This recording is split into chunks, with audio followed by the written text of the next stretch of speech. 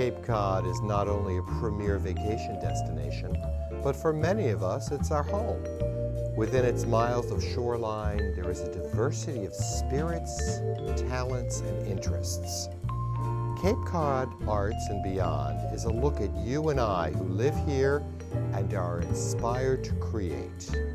From the bridges over the Cape Cod Canal to the sand dunes of Provincetown and everywhere in between, we look to profile, highlight some of this artistic spirit.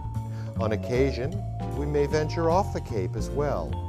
Our goal is to educate, inspire, engage, and entertain.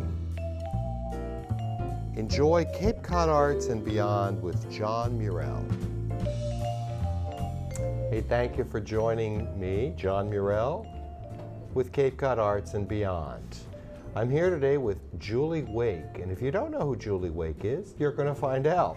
Julie is the Executive Director of the Arts Foundation of Cape Cod, which I like to consider the sort of the umbrella organization that brings all arts together on the Cape. And if you're like me, you might have heard about it, you might have seen stuff, you might know about the famous Pops in the Park in August, but really, what is the Arts Foundation of Cape Cod and what does it do? So that's why we're here with Julie. Julie Wake, welcome to Cape Cod Arts and Beyond. Thank you for having me. I'm thrilled. Thank you for coming. So first of all, really, if you don't know about the Arts Foundation of Cape Cod, and you're not an artist, but you're like a person who likes shows, you know, that maybe goes to the Dennis Playhouse and Harwich Junior Theater and likes to go see art exhibits at the Kituit Museum, and maybe there's more things to know. What exactly could you offer someone like that? Well, there's so much going on here on the Cape. It's amazing. It's incredible, the talent. We are a hothouse of talent here on the Cape. And so, as you know, there's anything from museums to theater to poetry slams, the written word competitions, poetry competitions. And so as the new leader at the Arts Foundation, I'm thrilled to be kind of part of this opportunity to really promote and support the arts on the Cape. So for non-artists who are, we call them patrons of the arts, there's so much going on that you could actually, we encourage people to continue to go to Harwich Junior Theater or Kituit Center for the Arts and continue their memberships and their attendance to all these wonderful programs. If you're looking for things to do beyond that, we actually have a new website called artscapecod.org. Artscapecod.org. Okay. Yeah. And what we do for our artist members is that we promote and market all the things that are going on. So our individual artists and arts cultural organizations, excuse me, enter in all their events, all their showings, their open audition calls, and they list them all on artscapecod.org. Okay. And so we really push that to promote with our patrons to go and see what's going on. So you can see what's happening today, what's happening tomorrow, this weekend. You can make plans. There's free things. There's all kinds of things going on. There is a weekly email news blast, right? That's right. Because I get that. And that is listed by poetry, book signings, book readings, new books, art, music, audition. So basically is that a lot of what's on the website just coming to my email box? Yes. So we've just revamped that listings email. It's changed. Yeah. It's changed quite a bit. And so what we really want people to do, we want to remind everybody how much there is going on year-round, not just in the summer, that we have programming of all our members and non-member or arts and arts organizations that just continually grow and evolve throughout the year. We really want to push people to Arts Cape Cod to really find and see what's going on.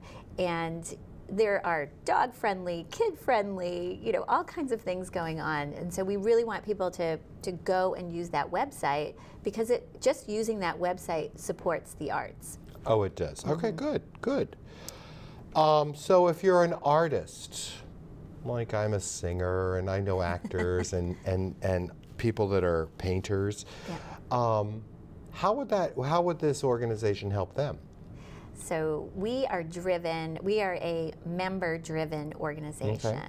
And so we really want and encourage people to become members. And what that means to be a member at the Arts Foundation is not only access to this wonderful website called artscapecod.org, but you're also contributing to advocacy. We're ramping up right now on our advocacy initiatives. We know that Dan Wolf, who has been a huge supporter of the arts, is leaving his Senate seat. Right. And so what we're working on right now is a bipartisan workshop, tools to help people decide, if their candidates are involved in the arts, know about the arts. Just like tourism, arts and culture is a huge part of the Cape community. And so we want to make sure that this new candidate really understands how important the arts are to the Cape. And so that's one of the strong membership benefits, is that we are advocating on behalf of arts and arts organizations on the Cape. It's also an awesome opportunity to network with other members. And so that's some of our new initiatives this year, is that we're going to try to get members together a few times this year with little workshops, things that they have requested. We have a PR workshop, how to, promote your own work. Is that right? Yes. Oh, yep. okay. We're going to have something going on with Matt Pitta. So we're partnering from up. XTK, WXTK, yes. Yes. And so we're partnering up with different experts locally that also support the arts and want to see everybody really be able to professionally market their own arts and programming. So we're doing that. And then at the end of this year, we're working on a creative collaborative conference. And so that will bring all of us together. We'll have programming, educational, networking, awards, and that will be a really interesting, it's right at the beginning stages of planning. And so that will happen beginning of November 2016. Okay. So stay tuned for that. Do you know, one of my things is being an artist on the Cape, I sometimes feel like I'm a second-class citizen, because more and more, and maybe you've noticed it or not, the real world is discovering the Cape. And we always sort of get trumped by someone who's from Boston or New York, and sometimes they do have more experience, but immediately if you hear somebody comes from New York or from Boston, oh, they must be better. But please say yes. Aren't we in agreement that a lot of us make a choice to live here, and some people make a choice to live in Boston? We'd like to be taken as seriously as other people. There are magnificent artists, actors, set designers, singers, and voice teachers that would like to be taken as seriously as people that come from other places. That is an excellent topic. That is a really good topic, and I totally understand what you're saying. And because we have attracted just amazing talent down here. People come here for the light, they come here for the serenity, they come here for the architecture. I mean, we have a whole area on the Outer Cape that was like at the beginning of modern architecture. I mean, people don't realize that we are on the forefront of a lot of innovation, artistic and cultural innovation here. And I get what you're saying. It's an interesting topic that I think at the Creative Collaborative we should talk about. Okay, yeah, good, yeah. Great. Did I hear talk of an app? Do you have an app? Actually, we don't have an app, but the Cape Cod Chamber has an app. And so galleries and other cultural organizations can enter in their information, and you can find like galleries, and they're not event-based, they're really kind of location-based. Okay, all right, good. But it's evolving, so it might have, we work closely with them to kind of feed our events into their app. Hasn't happened yet, but we're working on it. Okay, yeah, I'm sure all that takes time. It takes a little time. Yeah. Wendy Norcross, who I'm sure you know from the Chamber of Commerce, talks about an arts economy, right? We have an arts economy, yeah, creative We do? economy. We do? Like people are making money? Not just the restaurants, but everybody, yeah, right? Yeah. We are just as, I think, as strong as tourism, that people come here for arts and culture. And the Arts Foundation will be looking at that and asking some questions and doing some surveys and some studies this year. We're working with the county or the Cape Cod Commission to come up with a feasibility study on, what people are doing when they're here. And, we know, like, Heritage Gardens in Sandwich, they're the third most visited place on the Cape. Is that right? Yes, like people flock there. I know I go there a lot with my kids. And that they have really created not a year-round, because they're not open year-round, but a local and tourism destination. And so it will be interesting to see, how arts and culture play a role in that creative economy. Good. Because I believe it's very strong. I mean, even buying homes here, you want to buy a house in a cultural district. I do, yeah. I do too. Yeah. I like eating out. I like going to the beach, but there is more, right? Yeah, what happens when it's raining? We have so Now, much to do. Your big event of the year is usually in August, right? August 14th, Pops by the Sea. And that's on the green?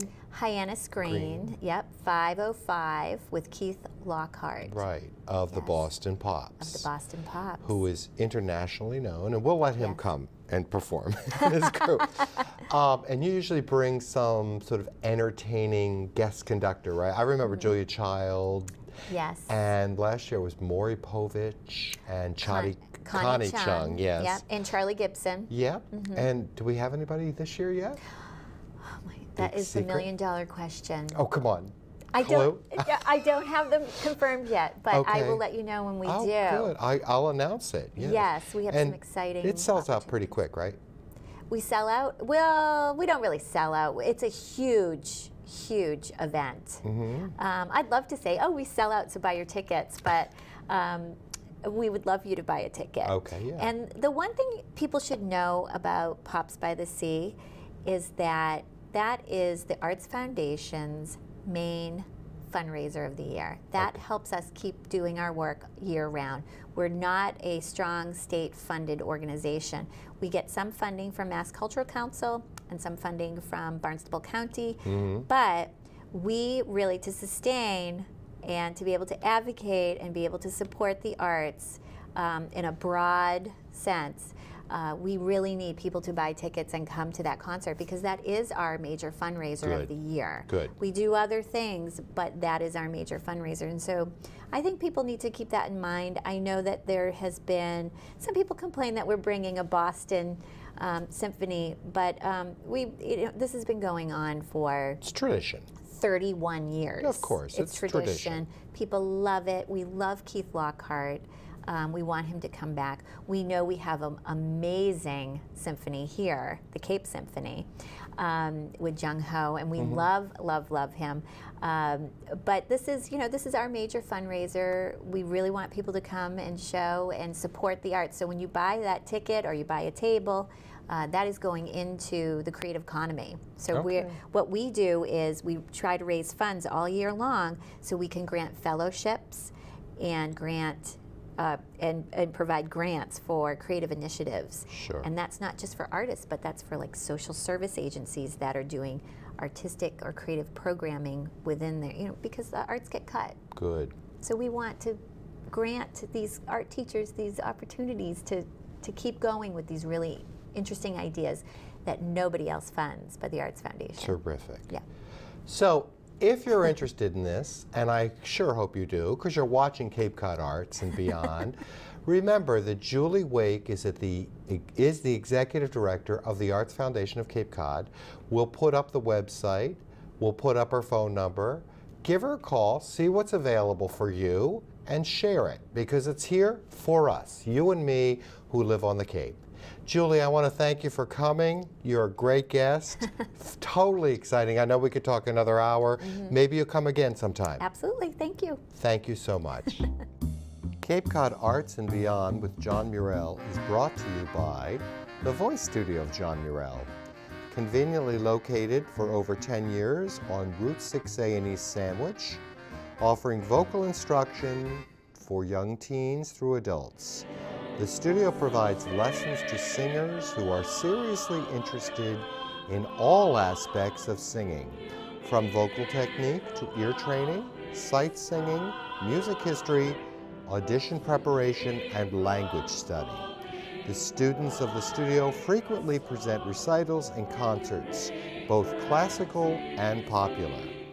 In the past, we have performed at First Night Sandwich, First Night Chatham, at the Forestdale and Oak Ridge Schools in Sandwich, the Barnstable Senior Center, the Osterville and Sandwich Library, and many local nursing homes. For university and conservatory interested singers, Mr. Murelle students are regularly accepted and often receive generous merit scholarships into high-level music schools. For more information on the voice studio of John Murelle, please visit www.jmurelle.com, check out my YouTube page, or call me direct, 774-313-9012, to discuss if the voice studio of John Murelle is right for you.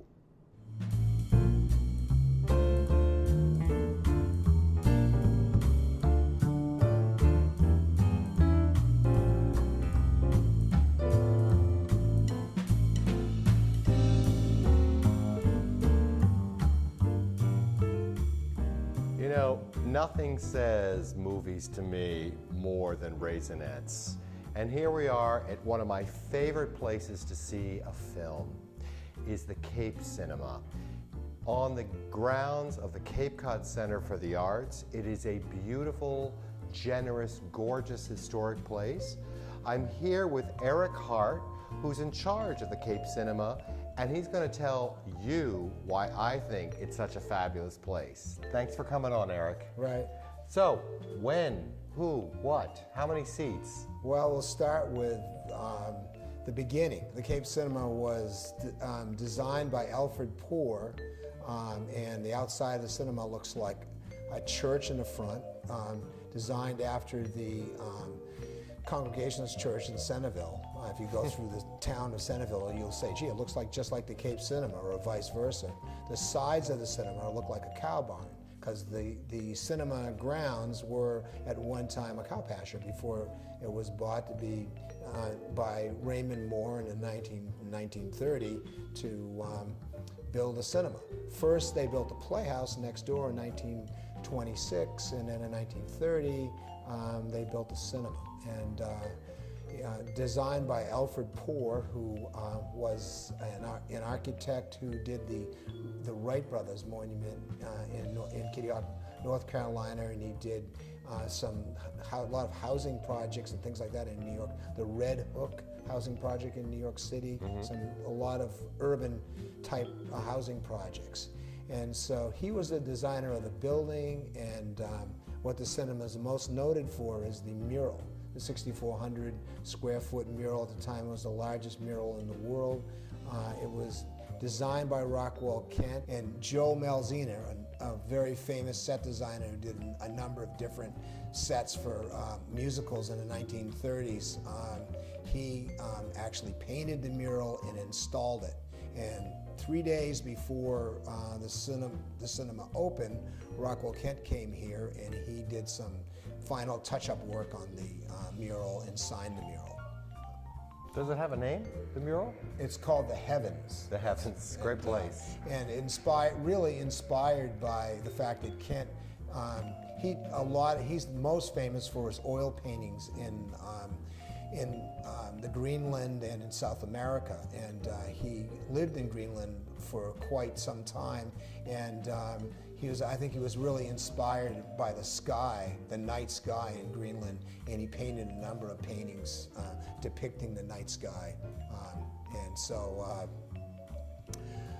that was the inspiration for the mural. How many seats does the theater have?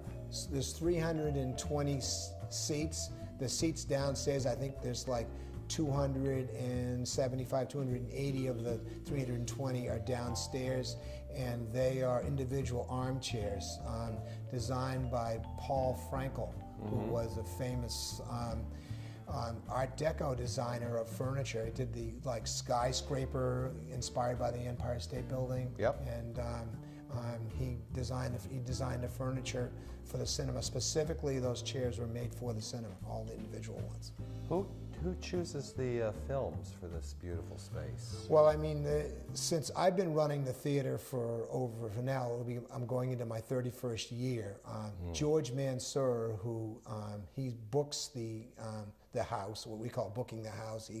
He makes all the deals and negotiates the films. He's been booking films all over the East Coast since the late 1960s. One of the first people to bring sort of art cinema out of the big cities. And he's still at the age of 80, he's almost 82, he still is a film consultant for the Angelica in New York. Okay. And so the type of films that are shown at the Angelica, kind of art films, foreign language films, and different independent American films are first sort of showcased at the Angelica, and then they move out into the countries, into different venues around the country. Well, I'm definitely glad you're here. Besides the films, you offer the Metropolitan Opera in HD. Can you explain to people that may not know about this what it exactly is? Well, the Metropolitan Opera has some special operas that they do on Saturdays, and they film the Met live and then broadcast it over satellite. And we pick up the satellite feed and show it live here on digital high resolution projector. And it's completely successful, right? It's hugely successful. It's really the main reason why I've been able to stay open in the wintertime, is that there's really a tremendous amount of community support for the Met here. And what about, isn't there something with the National Theatre? Oh yeah, the National Theatre from London. The same idea that they have on I believe it's Thursday afternoons in London. They show actually it's in the evening in London, and we get it here in the early afternoon. We show from the National Theatre in London live broadcast of some of their new plays that they're producing there, and that's very exciting. Some of the plays we've shown here have gone on to success on Broadway. They moved them to Broadway. So it's always an interesting thing to come to the National Theatre and see what's happening, because you might see it over here in the stateside in 2 or 3 years. Well, I couldn't be happier that you have kept this theater alive, bringing what I guess we call art cinema, the Met, the National Theatre. Please keep doing it for another 30 years. Is that how many years you've been doing it? Yeah, 30 years. I'm going into my 31st year. Congratulations, and thank you very much, Eric. Right.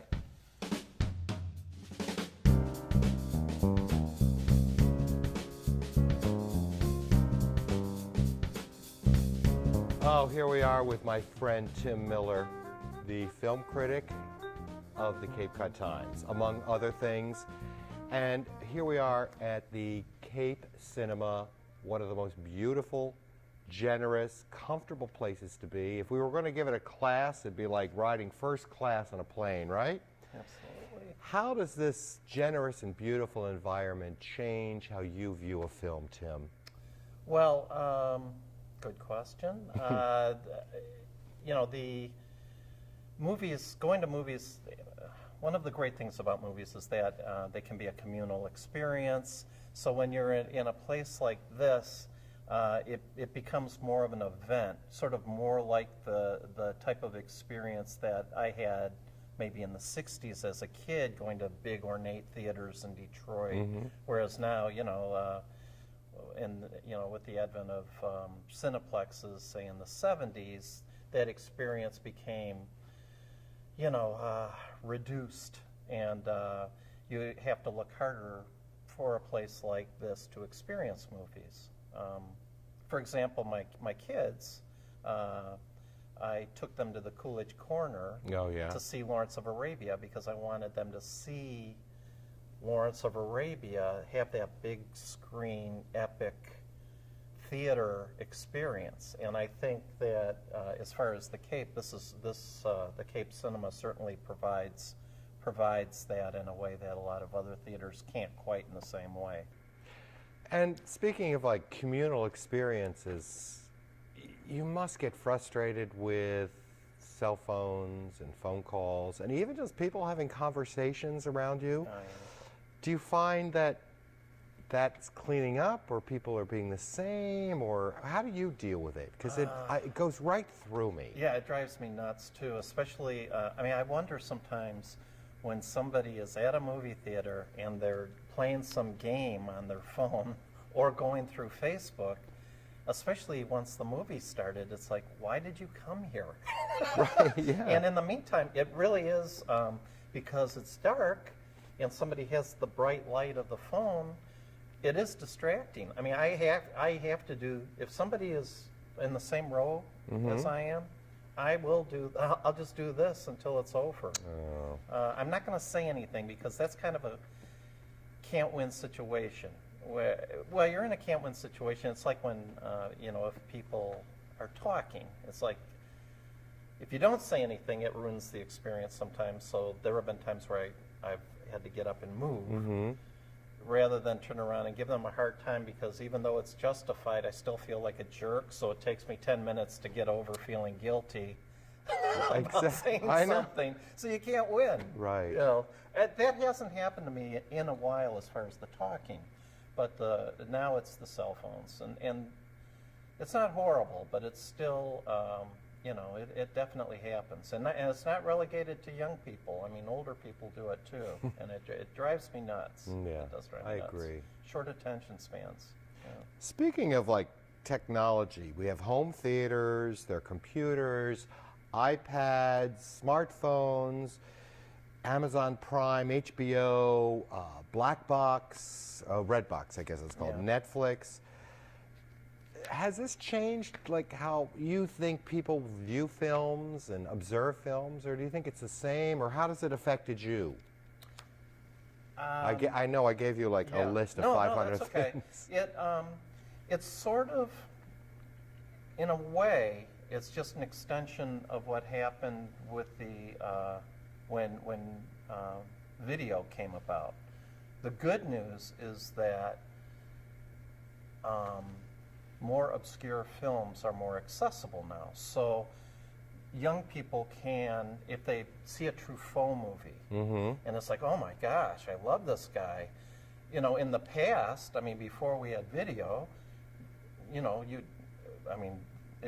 would have to wait for them to come to a repertory theater. I mean, you'd be lucky if you got to see 3 or 4 Truffaut movies in your life, unless you lived in New York or Boston. Right. So that accessibility, I think, is such a wonderful thing, and so that's great. So you get people in their 20s who have seen, movies that I didn't get to see until I was much older. The downside is, we were talking about the communal experience. That so many people are watching the movie at home. You have a theater like the Cape Cinema is a rarity because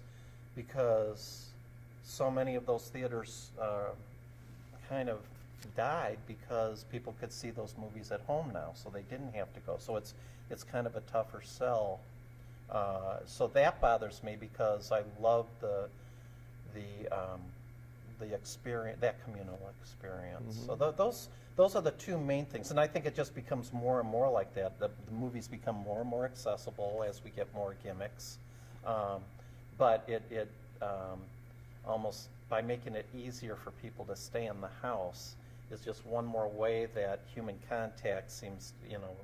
I miss going to a bank and talking to a teller, but I still will go to the machine because it's convenient. Sure, and fast. But it hurts the quality of life, I think, and so I have very mixed feelings about these advances. Go back to communal theater. Do you ever applaud at the end of a movie and feel weird? I don't. Okay, but you hear it, right? It will, in my head, I'll clap. Okay. Or if I'm at home by myself, Yeah. I'll clap.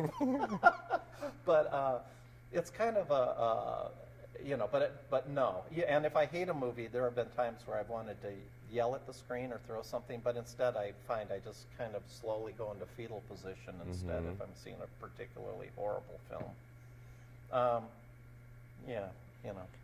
Speaking of particularly horrible films, there must be films that you know are coming out and the buzz is just not in alignment with what you like. Yeah.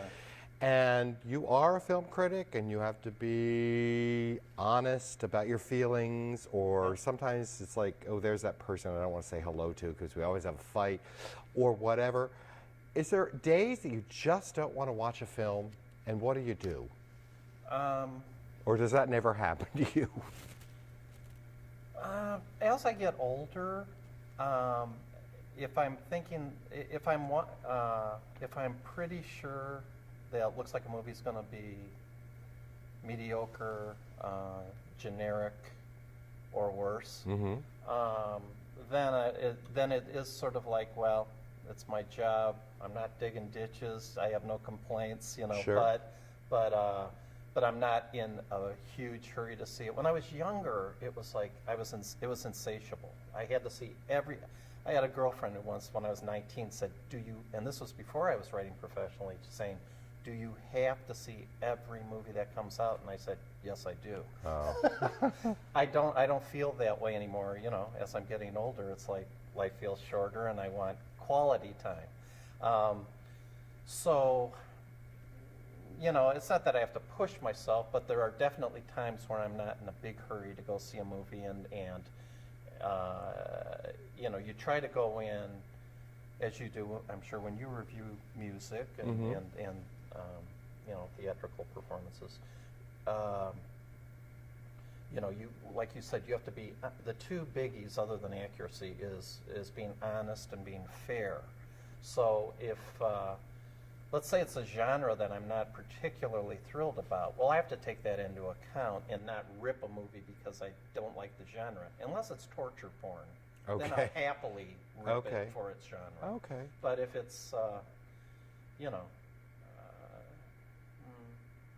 if it's involving the occult, movies about the occult aren't my favorite. Okay. So I have to gauge that and go, okay. In fairness, though, how is this movie doing what it's supposed to be doing? And it's not trying to read the minds of a different movie goer. You have to be true to yourself and express yourself. But there's still that fine line of making sure you're being fair to the movie too, and not bringing certain personal biases into it where you're being unfair. Okay. All right. That sounds good. I was in New York last week and I saw a show live and I loved it for various reasons. And it was a Broadway show and the review was weak. So I tell my friends, oh, I saw it, I loved it. And they just completely said, oh, well, the New York Times didn't like it. Yeah. It sort of like gets me because my opinion didn't count. And that, to me, that's ridiculous. What I would have said if I were you is, I don't care. Your opinion, to me, is as important as the New York Times opinion. I just had a conversation with a friend yesterday about this. It's not like critics are delivering some opinion from on high that is the definitive opinion. Opinion actually is just a part of what a critic should be doing anyway. Mm-hmm. But whether you like it or not, that's important. But if that's all there is to it, thumbs up, thumbs down is very limited. I see. And it's explaining why you like something, why you didn't like something. What significance a film has, what themes it's dealing with, not to all of a sudden become, English lit term paper-ish, mm-hmm. but for the simple reason that that's what am I getting out of this movie or theater piece? is it just enjoyable, which is fine, or is there something that resonates that tells me something about life that I can take out of it? And in terms of opinion, to get back to that though, it's just, you know, who says that the New York Times person, why would that person's opinion be any more important than yours? There is, I mean, a difference perhaps can be informed opinion, whereas like if somebody sees something that's incredibly derivative, Yes. but they're not, they haven't seen the original, so they think it's fresh. And whereas then, I mean, that's still okay. Their opinion's still okay, but the thing is, they're not aware of the fact that Brian De Palma tends to make movies that are, I would say, rip-offs, or you could say homages to Hitchcock. Okay. But if you haven't seen the original Hitchcock, you would think, oh my gosh, this guy his stuff is so unusual. It's different than anything ever done. Well, you know, the professional critic hopefully has enough experience where they've seen enough movies. Like when people ask me, how do I become a movie critic? Mm-hmm. One of the first things I say is you've got to watch a lot of movies so that you have that informed opinion, so that you know you have a better sense of where something came from. Makes complete sense. But in terms of opinion, that still doesn't mean that person has better taste than somebody who is new. You could argue, well, the person that's new to movies, they have fresh eyes. Exactly. I mean, isn't that just as good in some ways? So, you know, I don't buy that. You know, opinions of, I don't care. People come up to me and they'll say, you know, if you like a movie, I know I'm going to hate it. Mm-hmm. And if you hate a movie, I know I'm going to like it. And they think that's going to bother me. That doesn't bother me. Sure. Because I go, well, I'm serving a valuable service for you. If I love a movie, I suggest you don't go see it. Right. Yeah, exactly. Yeah. Speaking of loving a movie, I always like to ask this as we finish up. Desert Island. Tim Miller's on a desert island. He's got his own DVD player. He gets to take one DVD that he can watch over and over again. What would it be and why? It would be Almost Famous, made in 2000. It's about a 1970s teenage rock critic.